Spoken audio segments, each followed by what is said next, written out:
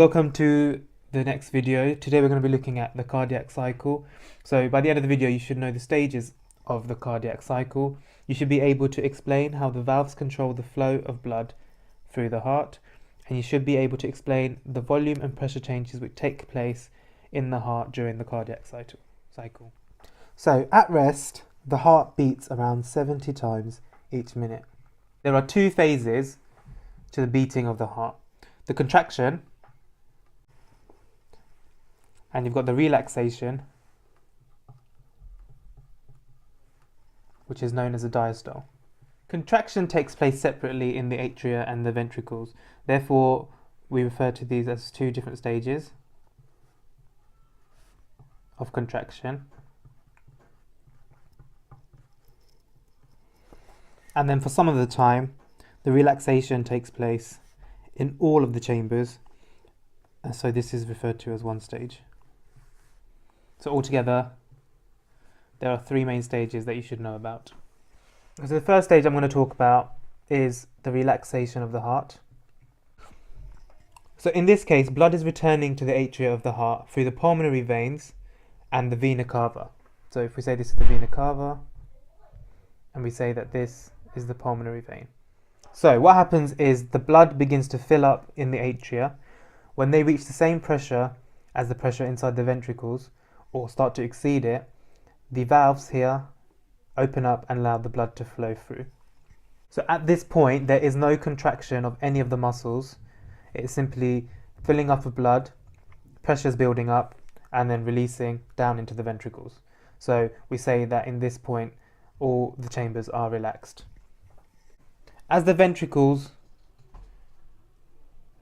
continue to fill up and relax, the pressure changes between the ventricles and the aorta and the pulmonary artery. So this results in the closure of the valves. So as the pressure is lower in the ventricles in comparison to the vessels, the valves close up, giving us the characteristic dub sound that you hear in the heartbeat. So in this stage, blood enters through the pulmonary vein and the vena cava. There's a lot of relaxation going on, and the semilunar valves are closed, which are here and here, and these are the aortic valves and the pulmonary valves. So the pressure is beginning to build up in the ventricles.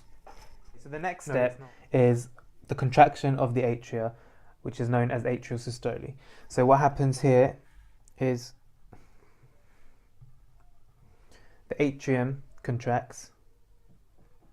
So the atria contract, pushing the blood into the ventricles.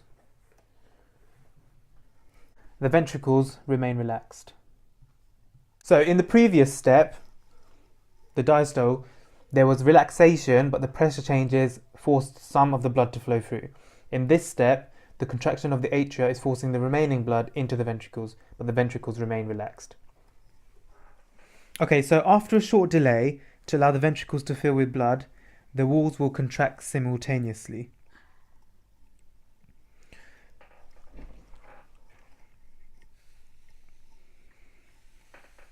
So what happens is we're building up the blood pressure in the ventricles, and this all is happening at the same time. So what I'll do is get rid of this. So as the ventricles begin contracting, the pressure is continuously building up. So what needs to happen to prevent the backflow is the valves close up. And this is just a characteristic of them. So they won't allow the blood to go back up in the other direction. And this is the characteristic lub sound. So before we had the dub, now I've got the lub. With these valves closed, the pressure will continue to build. So I'll just write rise in pressure. So as the pressure keeps building up and begins to exceed the pressure that's in the aorta and the pulmonary artery, it will force open the valves. So we've got the aortic valve and the pulmonary valve, or you may call them the semilunar valves. And this is where the key feature of the thick muscular walls of both ventricles, but in particular the left ventricle, this is where it plays its main role in building up the pressure and forcing that blood out through the vessels to their destination. So one will be to the lungs and one will be to the tissues in the body. So a nice way to remember the order of the 3 stages of the cardiac cycle is by taking the first letters of each step. So we've got the diastole, atrial systole, and the ventricular systole, otherwise known as DAS, VAS, which is how I like to remember it. Okay, so valves are present to facilitate the movement when it's desired. So they will happily open up in the right direction that we want them to, or the body is designed for it to move. However, when the pressure changes to not favour this movement, for example in ventricular systole, what happens is the valves will close in order to prevent backflow.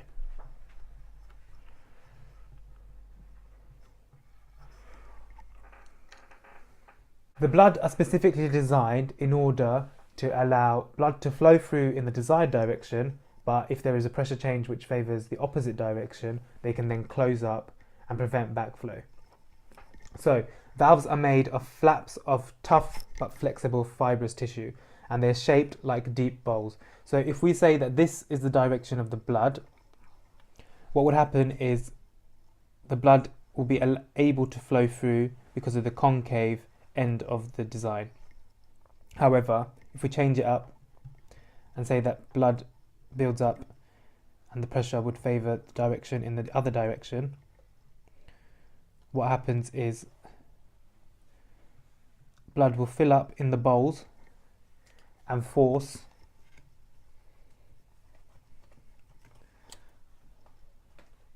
the valves to shut, preventing backflow. The cardiac output is the volume of blood that is pumped by one ventricle of the heart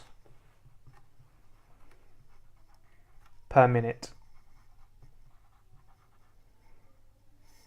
So there are 2 things that affect the cardiac output. So we've got the heart rate,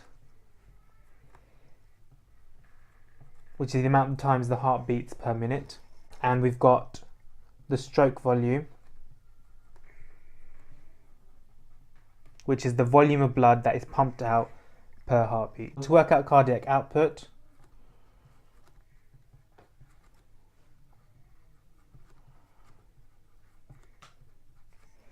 you would do heart rate times stroke volume.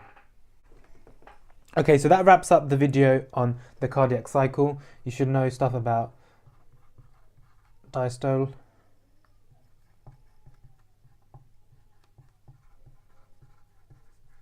atrial systole. You should know about ventricular systole. You should know about the valves and why they are designed like they are. You should know about cardiac output and how to work it out. But that wraps up the video. Hope you guys enjoyed that.